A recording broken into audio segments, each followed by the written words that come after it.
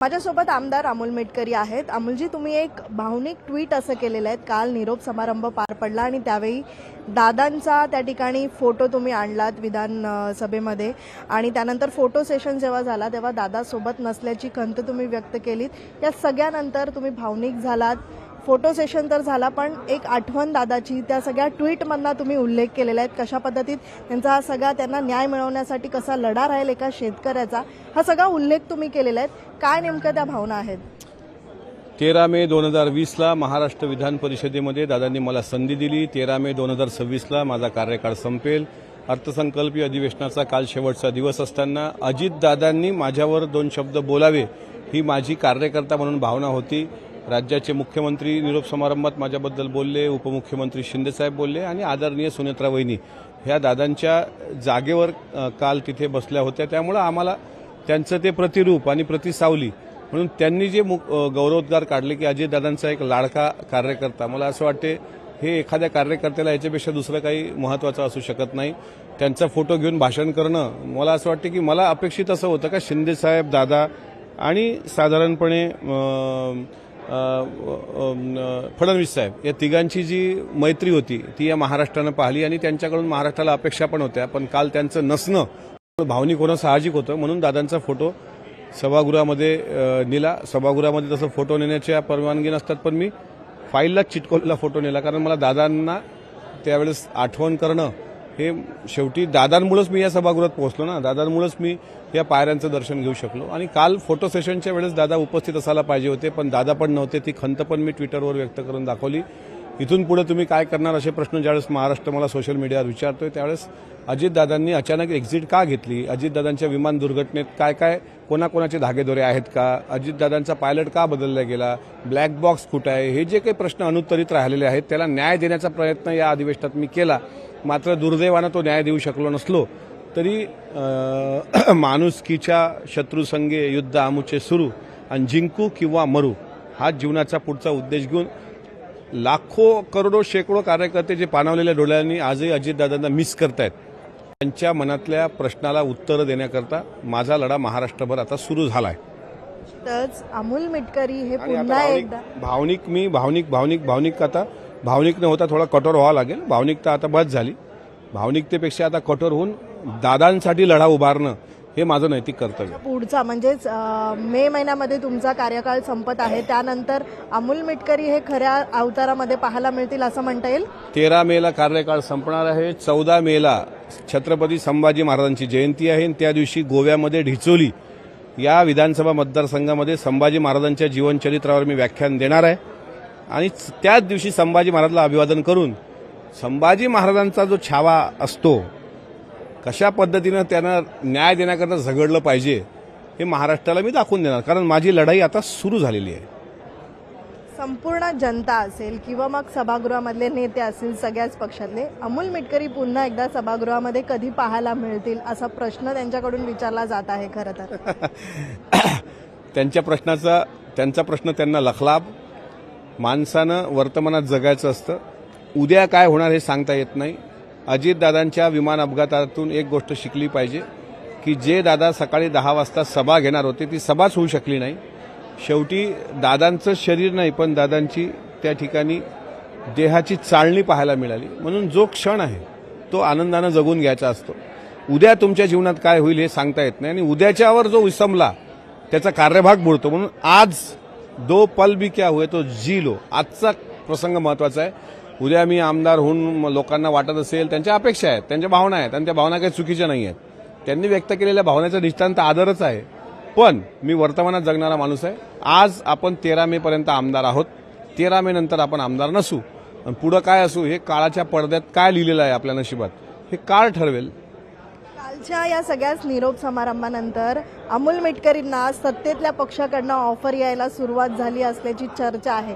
किती तथ्य आहे यामध्ये? यामध्ये अजिबातही तथ्य नाही। कुठलीही ऑफर मला आली नाही आणि येणार पण नाही, कारण माझ्याकडून काय पक्षाला त्यांच्या बेनिफिट भेटू शकते हे मलाही माहीत नाही, कारण मी तेवढा फार कसलेला राजकारणी नाही आहे। त्याच्यामुळे ऑफर देणं घेणं या भानगडीत मी कधी पडत नाही आणि मला अति लालसा नाही। त्यामुळे साईं इतना दीजिए जामे कुटुंब समाए, मैं भी भूखा ना रहूं और साधू भी भूखा ना जाए. म्हणजे दादांनी एवढं दिलं की मी उपाशी राहणार नाही आणि माझ्या घरी येणाराही उपाशी जाणार नाही. तेवढ्यात मी समाधानी आहे. अति लालसा असली तर मग मी जाईल ना, या नेत्याच्या मागं पळ, त्या नेत्याच्या मागं पळ. ओ साहेब, आता तुम्हीच असं मला माझ्या बापानं शिकवलेलं नाही. मी शेतकरी जातीत जन्माला आलेला व्यक्ती आहे आणि शेतकऱ्याचं इमान त्याच्या काळ्या मातीशी असतं. आमचं इमान आमच्या काळ्या मातीशी आहे आणि त्या शेतकऱ्याच्या बाबतीत कळवायला येणाऱ्या अजितदादांच्या पायाशी. तरी सुद्धा अमोल मिटकरींना जर ऑफर आलीच, अमोल मिटकरींचं काय त्यांना उत्तर असेल? मला येणारच नाही ऑफर. तरी काय आहे, तरी परत जर तर झालं, जर तर हा कल्पना विलास असतो आणि इतिहासाला कल्पना विलास मान्य नसतो. इतिहासाला संदर्भ साधनं अपेक्षित असतात. त्यामुळे जर आली तर त्यावेळेस मी उत्तर देईल ना त्यांना. ऑफर जे काही देतील त्यांना मी नम्रपणे उत्तर देणार जे द्यायचं आहे, तेव्हा तुम्हाला सांगेल काय उत्तर देणार. म्हणजे खरं तर संपूर्ण राज्यभरामध्ये नाशिकचं प्रकरण मोठ्या प्रमाणात गाजत आहे. कॅप्टन खरातच्या प्रकरणामध्ये नवनवीन खुलासे दिवसांदिवस वाढत चाललेले आहेत. एक व्हिडिओ समोर येत आहेत. नेत्यांचे संबंध थेट दाखवले जात आहेत. तुमच्याच पक्षातल्या ज्या प्रदेशाध्यक्ष आहेत, महिला अध्यक्षाचा राजीनामा रुपाली चाकणकर यांनी दिलेला आहे. काल बैठक झाली आमदारांची, त्या बैठकीमध्ये तुम्ही होतात का? काल काही बैठकीमध्ये झालेला आहे का? रुपाली चाकणकर यांचं आता पक्षाचा प्रदेशाध्यक्षपद काढण्यासाठीच्या काही हालचाली आहेत का? भोंदू अशोक खरात याचं जे काही प्रकरण आहे ते लांछनास्पद आहे. ते पुरोगामी महाराष्ट्राची मान शर्मेनं खाली घालणारं आहे. त्या महाराजाच्या भोंदूबाबाच्या संपर्कात अनेक राजकीय नेते आले. त्यांना त्यांची राजकीय लालसा होती, अपेक्षा होती. त्याच्यामुळे ते अनेक लोक त्यांच्या संपर्कात आले. त्यामुळं आणि काही आमच्या पक्षाचे पण त्यात दिसत आहेत. आता कालच्या देवगिरीच्या बैठकीमध्ये मी नव्हतो, त्यामुळे तिथे काय चर्चा झाली हे मला माहीत नाही.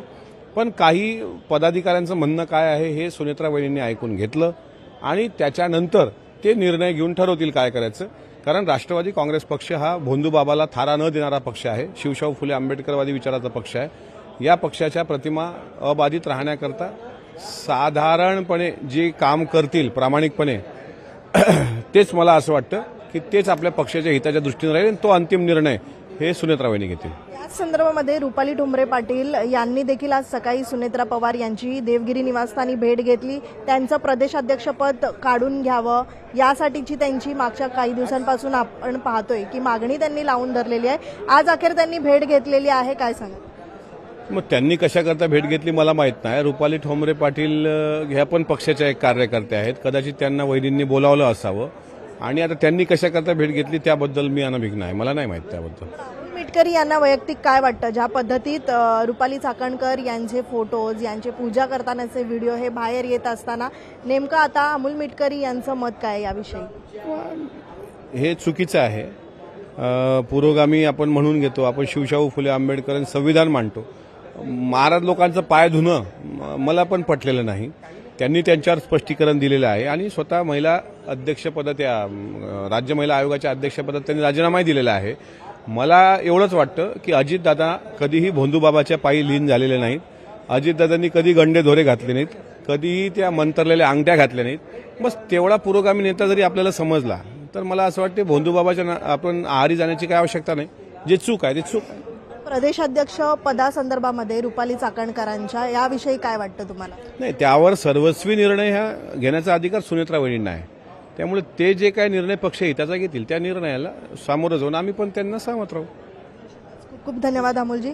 आपण पाहतोय की या संदर्भामध्ये कॅप्टन अशोक खरात यांच्या प्रकरणामध्ये ज्या पद्धतीत नवनवीन गोष्टी दिवसांदिवस समोर येत आहेत आणि या प्रकरणामध्ये अनेक नेत्यांचे व्हिडिओज, फोटोज हे समोर येत आहेत, संबंध आहेत. आता अधिकाऱ्यांवरती जरी कारवाई होत असली तरी मात्र अनेक नेत्यांचे संबंध आहेत आणि या आता नेत्यांना कुठेही सोडलं जाणार नाही, त्यांची देखील चौकशी केली जाणार आहे. सोबतच रुपाली चाकणकर यांचा यामध्ये कशा पद्धतीत समावेश आहे त्यांच्यावरती देखील आता चौकशी लागणार आहे. मात्र प्रदेशाध्यक्ष पदासंदर्भामध्ये सुनेत्रा पवार ह्या संपूर्ण निर्णय घेतील असं यावेळी अमोल मिटकरी यांनी सांगितलेलं आहे. व्हिडिओ जर्नलिस्ट विनोद नाईकसह मीनाक्षी म्हात्रे, लोकशाही मराठी, मुंबई. लोकशाही मराठी ऐका, पहा, जागरूक रहा.